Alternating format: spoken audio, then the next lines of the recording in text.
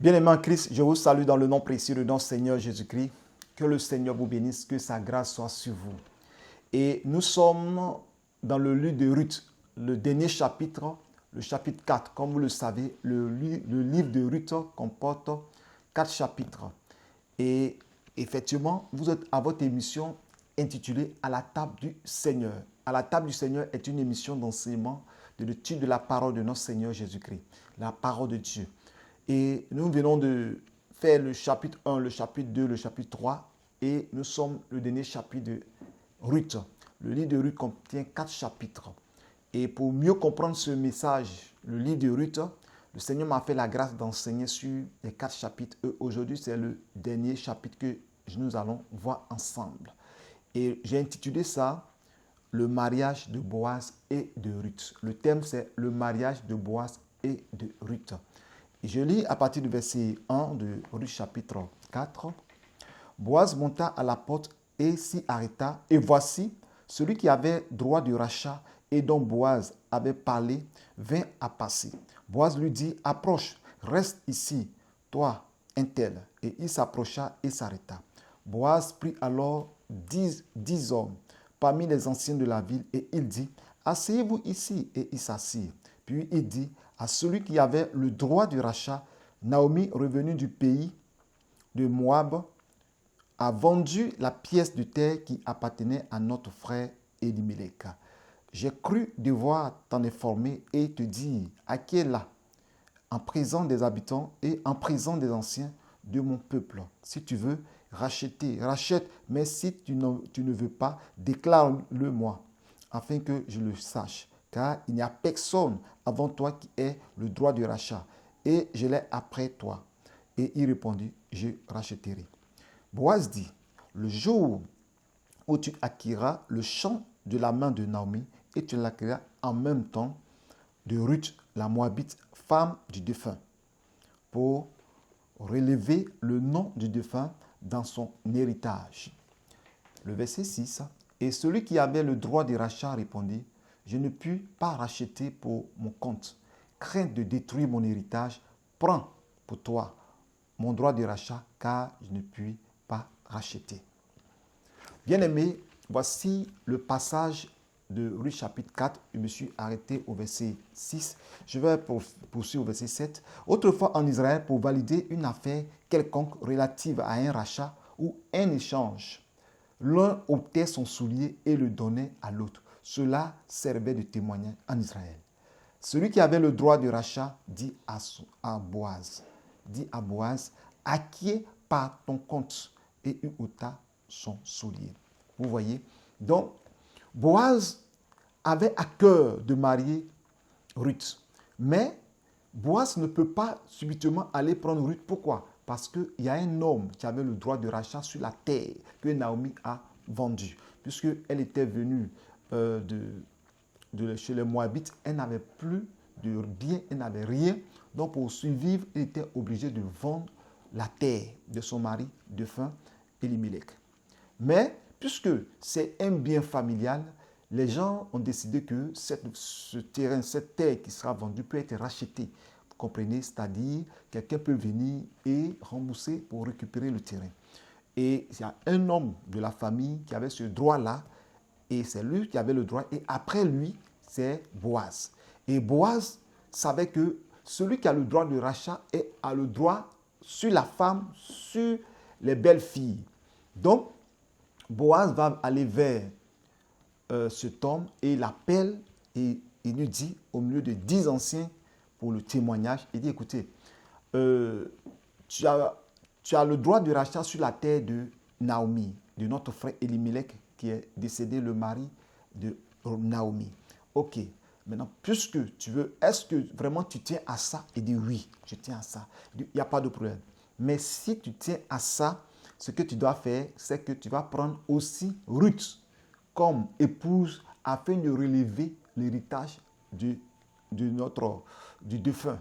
Et quand cet homme a vu qu'il y a question de terre, en plus de ça, il faut prendre une femme encore, alors que lui, il a son héritage, mais il ne veut pas qu'il y ait des histoires de famille d'héritage. Donc, il sait que s'il marie Ruth, il aura sa descendance va aussi prendre l'héritage. En temps, lui, il a un droit de rachat, certes, mais il a aussi l'héritage familial. Donc, il ne voulait pas qu'il y ait des histoires. Il dit, bon, si c'est ainsi, toi-même, puisque après moi, c'est toi qui dois prendre. Moi, je refuse. Si ce n'était que la terre seulement, j'allais prendre. Mais s'il s'agit de prendre encore une femme, la femme du défunt, pour relever le défi, pour relever l'héritage, là, je ne peux pas. C'est ainsi que Boaz dit, ok, donc si tu ne veux pas, moi je prends. J'accepte de racheter cette terre de Naomi et aussi de prendre pour épouse Ruth.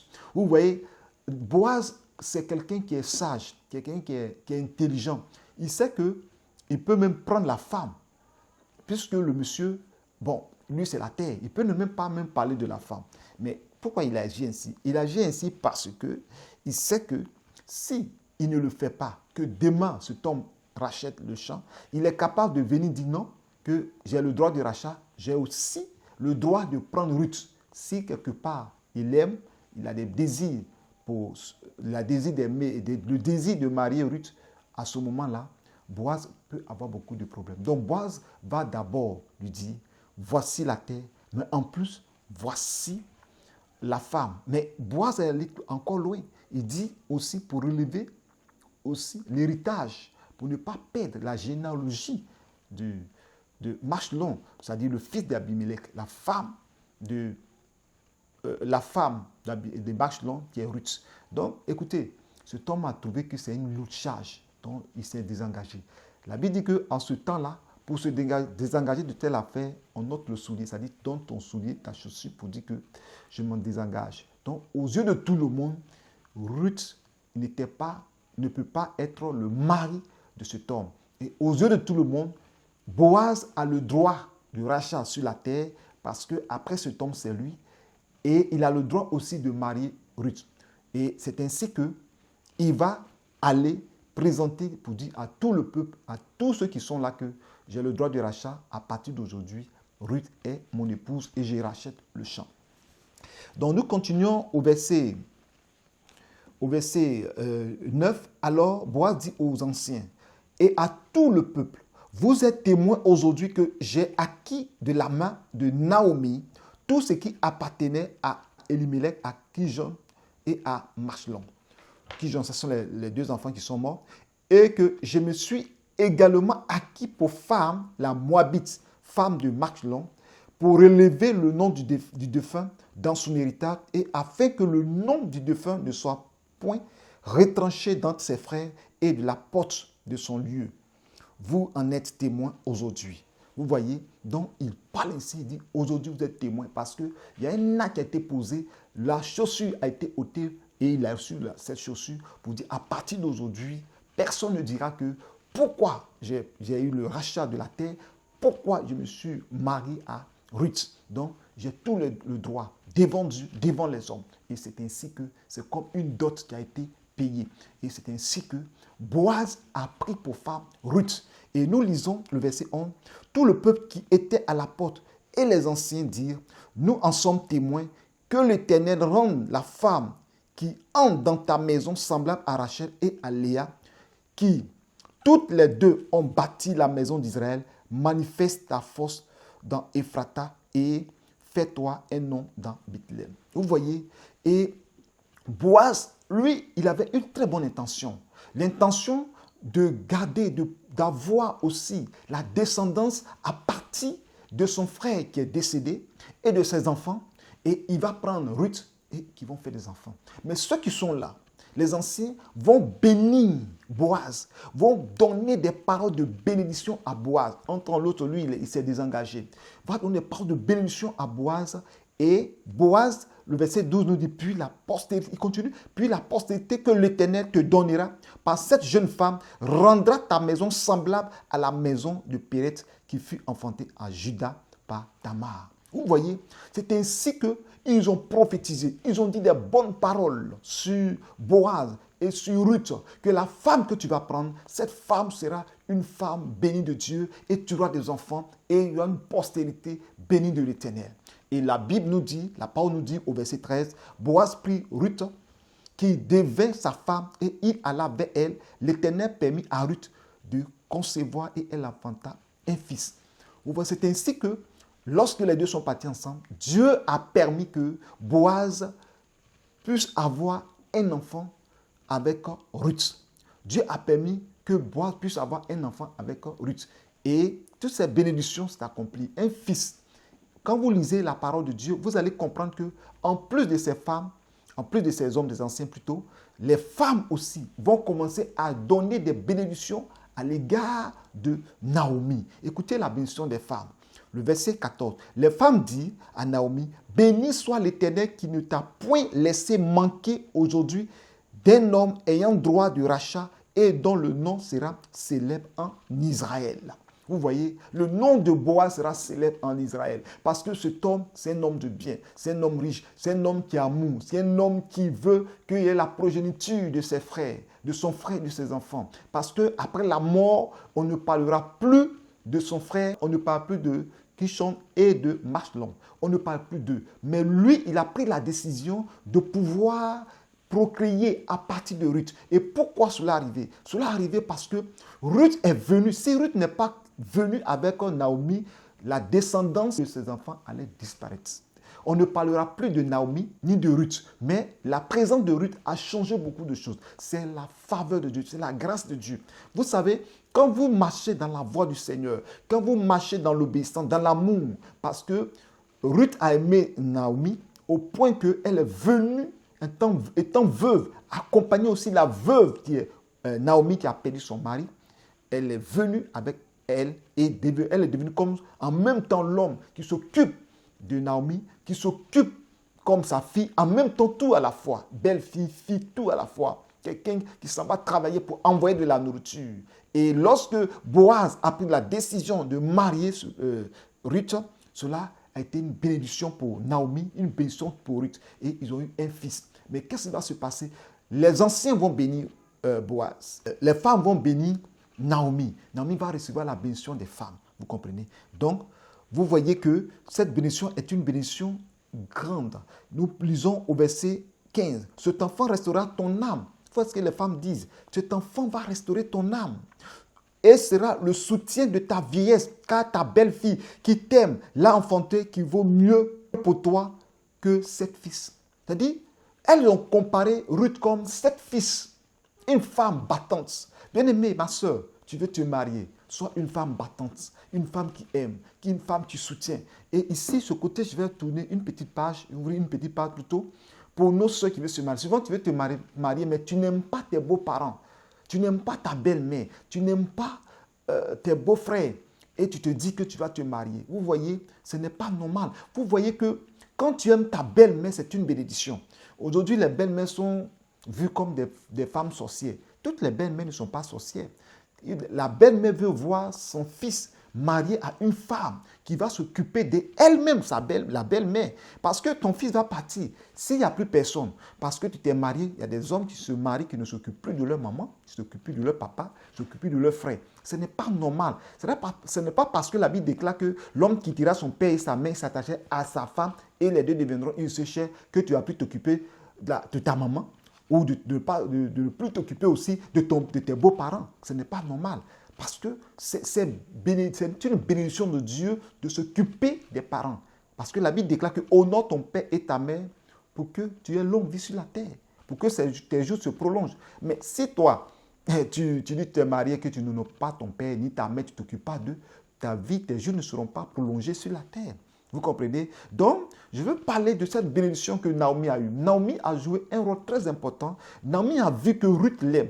Et c'est ainsi qu'elle a fait tout possible pour que Ruth soit heureuse. Elle a dit dans Ruth chapitre 3, je lis, Naomi, verset 1, Naomi, sa belle-mère lui dit, « Ma fille, je voudrais assurer ton repos afin que tu fusses heureuse. Je ferai tout pour que tu sois heureuse. » C'est ce qu'elle a fait. Ruth a eu un homme riche, un homme qui l'a marié, un homme qui a eu le droit de rachat du champ, de la terre, un homme qui lui a donné un fils. Vous comprenez? Cet enfant restaurera ton âme et sera le soutien de ta vieillesse, car la belle-fille qui t'aime l'a enfanté, elle qui vaut mieux pour toi que 7 fils. C'est Ruth qui vaut mieux que 7 fils. Alléluia. Bien-aimé, c'est un message très fort. Et quand nous lisons le verset 16, Naomi prit l'enfant et le mit sur son sein et elle fit sa garde. Et maintenant, Ruth était libre. Et Ruth pouvait vaquer à ses occupations. Ruth pouvait aller travailler, aller envoyer la nourriture parce que la belle-mère a pris cet enfant, entretenu cet enfant, à s'occuper de cet enfant. Elle est restée à la garde. La Bible déclare que Naomi prit l'enfant et le mit sur son sein et fit sa garde. Elle fit la garde de l'enfant.